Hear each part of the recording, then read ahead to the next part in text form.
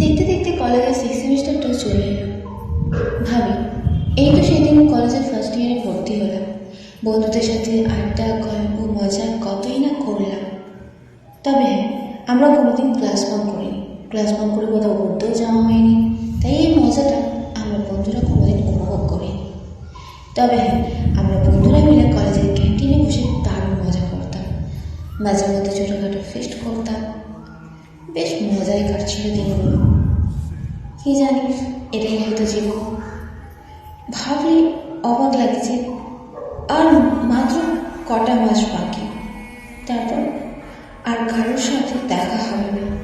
হ্যাঁ, হয়তো প্রথম প্রথম অল্প একটু দেখা হবে, কিন্তু তারপর একটা সময়ের পর সেটাও আর হবে না, আর যোগাযোগটা বন্ধ হয়ে যাবে।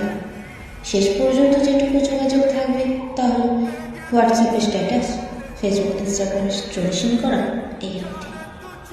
একটা কেমন যেন বাজেভাবে মনটা খারাপ হয়ে থাকে এবারে, যা বলে বোঝানো যায় না।